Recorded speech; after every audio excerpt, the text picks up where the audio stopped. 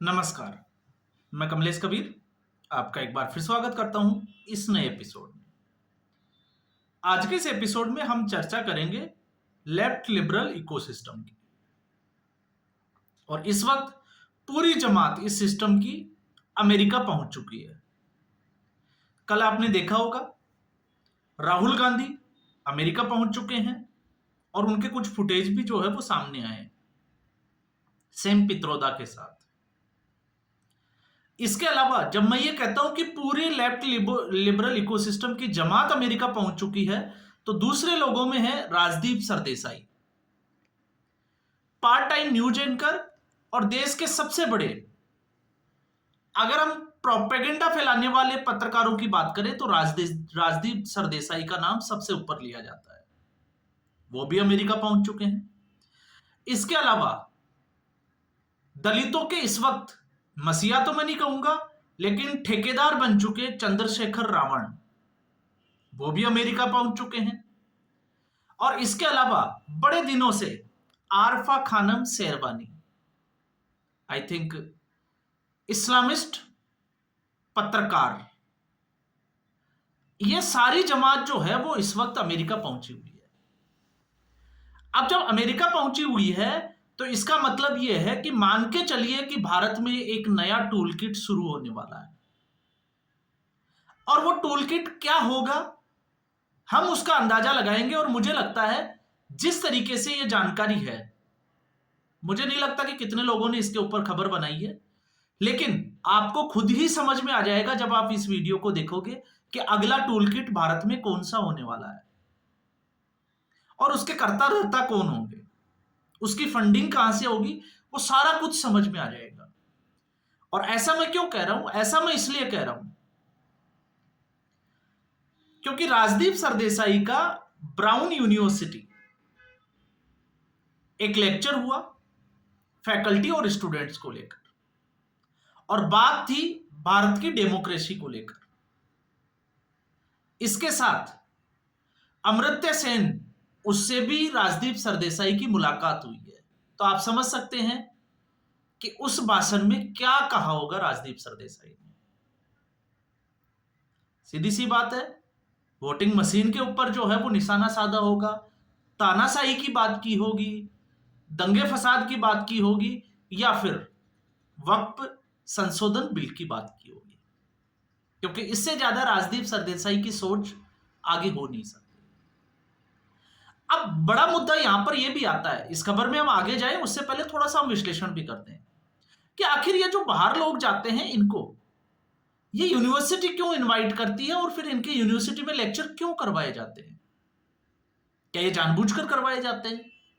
तो अगर आप सोचोगे कि जानबूझकर करवाए जाते हैं तो बिल्कुल आप जो है वो सही, और इसको हम कहें कि परफेक्ट एनालिसिस जो है वो आप कर सकते हैं। अब कैसे? अमेरिका ने इस वक्त जो है वो एक हथौड़ा चलाया है, ट्रंप की सरकार ने, हार्वर्ड यूनिवर्सिटी को। हार्वर्ड यूनिवर्सिटी में दुनिया भर के स्टूडेंट्स पढ़ते हैं और वहां की जो है वो फंडिंग लगभग 18,000 करोड़ के आसपास की जो फंडिंग है उसको रोक दिया गया है। अब ये ठीक वैसे ही है जैसे आपने देखा होगा, आज भी जब हम इकोसिस्टम की बात करते हैं तो इकोसिस्टम ने अपनी जड़ें कहां जमाई है? तो इकोसिस्टम ने जड़ें जमा रखी है जेएनयू में। अब जेएनयू में जड़ें इस तरीके से जमाई है कि वहां पर आने वाली राजनीति की नई नस्ल कैसे तैयार की जाए, उनका ब्रेन वॉश कैसे किया जाए। इसलिए आपने देखा होगा टुकड़े टुकड़े गैंग जो है वो जेएनयू से ही निकलती है। तो आप सोच सकते हैं कि देश भर के, तो ऐसी जगह पे जब प्रोपेगेंडा फैलाना हो तो पूरे दुनिया भर में उसको फैलाया जा सकता है, क्योंकि यहां पर बच्चों के दिमाग में विचार डाले जाते हैं। अब आप सोचोगे कि मैं ऐसा क्यों कह रहा हूं? मैं ऐसा इसलिए कह रहा हूं कि जिस ब्राउन यूनिवर्सिटी में राजदीप सरदेसाई का लेक्चर हुआ है, उसी ब्राउन यूनिवर्सिटी में 21 अप्रैल आज के दिन और कल के दिन राहुल गांधी के भी प्रोग्राम तय है। वो भी फैकल्टी और स्टूडेंट्स के साथ में इंटरेक्ट करते हुए नजर आएंगे। और क्यों नजर आएंगे? क्योंकि वहां पर आशुतोष वासनी एक पॉलिटिकल साइंस के प्रोफेसर हैं और आशुतोष वासनी जो है वो राहुल गांधी के गुड फ्रेंड्स है। तो राजदीप सरदेसाई का लेक्चर, अब राहुल गांधी का लेक्चर। और ऑर्गेनाइज कौन करता है? ऑर्गेनाइज कर रहा है centre for contemporary south Asia, पूरे एशिया की बात की जाती है। तो यहां से ग्लोबली अगर कोई कुछ टूल किट फैलाना है तो वो बड़ा आसान हो जाता है। और जब मैं आशुतोष वासनी का नाम लेता हूं तो आशुतोष वासनी इससे पहले भी एक स्टेटमेंट दे चुके हैं, और स्टेटमेंट ये था कि पाकिस्तान आर्मी को बॉम्बे पे हमला करने से क्या मिलेगा, उनको हमला करना चाहिए इंडियन आर्मी के ऊपर या पैरामिलिट्री फोर्सेस के ऊपर। तो ये यहां से जो है वो पौध तैयार की जाती है। और राहुल गांधी का इस वक्त का सबसे बड़ा मुद्दा क्या होगा, क्योंकि इसका अंदाजा आपको लगेगा, और आपको यह भी बता दूं कि जॉर्ज सोरोस इस आशुतोष वासनी को पहले फंड कर चुके हैं। यह खबर भी जो है वो पहले आ चुकी है। तो मामला घूम फिर के उसी टूल किट पे आ जाता है।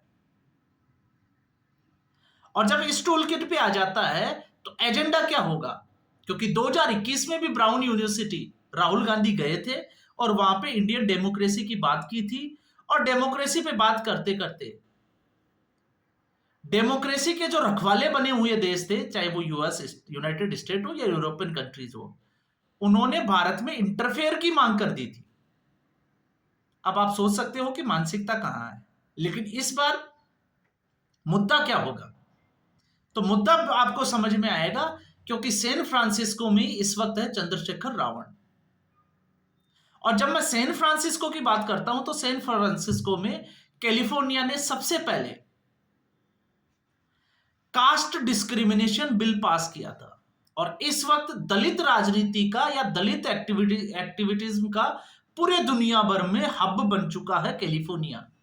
और यहां पर गए हुए हैं दलितों के ठेकेदार चंद्रशेखर रावण। तो अगला जो मुद्दा होगा वो आपको यहीं से पकड़ में आएगा। यह मुद्दा होगा क्योंकि इस वक्त गुजरात में जब कांग्रेस पार्टी का अधिवेशन हुआ था तो राहुल गांधी पहले ही साफ तौर से जाहिर कर चुके हैं अपनी मंशा, एक कि वो दलितों की राजनीति शुरू करेंगे, क्योंकि दलित उनसे बिछड़ गए हैं, ओबीसी उनसे जो है वो दूर चला गया है। तो एक दलित राजनीति, दूसरा राहुल गांधी लगातार जो है वो कास्ट सेंसस की बात करते हैं, जातिगत जनगणना। और वो मुद्दा भी आपको जो है वो इस वक्त यहीं से मिलेगा ब्राउन यूनिवर्सिटी से, कि पूरी दुनिया में इसको किस तरीके से फैलाया जाए। हालांकि कर्नाटक में आपको पता होगा सिद्धारमैया ने कास्ट सेंसस की घोषणा कर दी है, लीक हो चुकी है, और उसमें कांग्रेस पार्टी में दो फाड़ नजर आ रहे हैं। लेकिन वो सिद्धारमैया ने अपनी कुर्सी बचाने के लिए और डीके शिव कुमार को निपटाने के लिए, क्योंकि अब तक जो भ्रम था कि वोकालिंगा और लिंगायत समुदाय की आबादी वहां पर ज्यादा है, उनके परसेंटेज में गिरावट आई है, मुकाबले मुस्लिम और ओबीसी की संख्या जो है वो बढ़ी है। तो ऐसे में सिद्धारमैया को अगर राहुल गांधी ये कहते हैं कि जितनी जिसकी संख्या उतनी भागीदारी, तो फिर सिद्धारमैया की कुर्सी पर पकड़ जो है वो मजबूत हो जाती है। लेकिन मामला तो कास्ट सेंसस का है, और चंद्रशेखर रावण जैसे लोग जिनके ऊपर पहले से एनएसए जो है वो 2018 में लग चुका है, वो इस वक्त अमेरिका में सैन फ्रांसिस्को में है। तो आप समझ सकते हैं। इसके अलावा मुस्लिम एक्टिविस्ट जो हमेशा इस मंच अपने मंच से जो है वो प्रधानमंत्री नरेंद्र मोदी को गालियां देती है और स्पेशली जम्मू कश्मीर को लेकर अपने मुद्दे उठाती है, वो तो बड़े ही दिनों से जो है वो पहले से ही यहां पर रुकी हुई है। तो ये पूरी जो जिसको हम कहें कि एक लेफ्ट लिबरल इकोसिस्टम की जो जमात है वो इस वक्त अमेरिका में जुटी हुई है।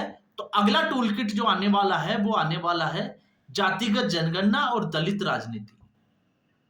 और इसी के ऊपर आप देख लीजिएगा एक टूल किट एक्टिव होगा, और फिर उसके बाद में भारत में एक नया प्रोपेगेंडा स्टार्ट किया जाएगा इस मौजूदा सरकार के खिलाफ।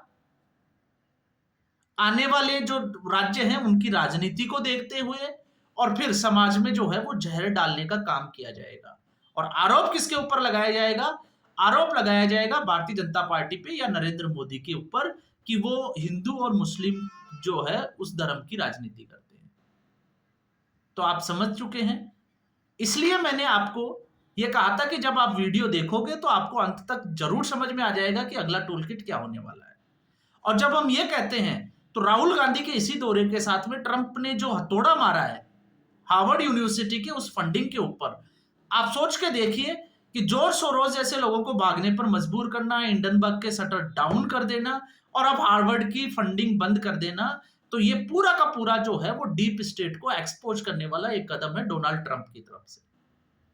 अब बात यही आ जाती है कि भारत सरकार ऐसा क्यों नहीं करती कि 100 रुपए में हॉस्टल में रहने वाले लोग जो है वो मस्ती करते हैं, अय्यासी करते हैं, जो भी करते हैं, मैं वह नहीं कहना चाहता, लेकिन वो जेएनयू से भारत के टुकड़े टुकड़े करने की बात जरूर करते हैं।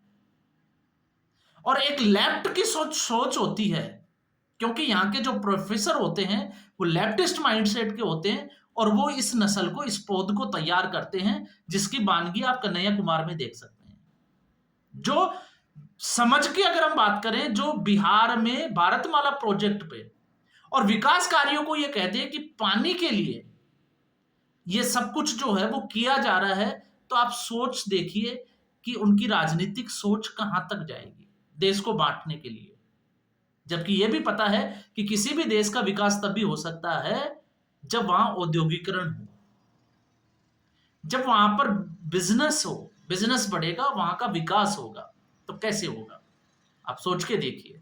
इसलिए ये पूरी जमात जो है वो इसमें आकर एक्सपोज हो जाती है। बस जरूरत होती है कि हम इनको फैक्ट्स के साथ पकड़ने की कोशिश करें, इनकी टाइमिंग को पकड़ने की कोशिश करें, इनके किस लोगों के साथ मुलाकात होती है हम उनको जरा पकड़ने की कोशिश करें, तो मुझे लगता है कि शायद ये सारी कहानी जो है वो अपने आप आपकी आंखों के सामने आती चली जाएगी।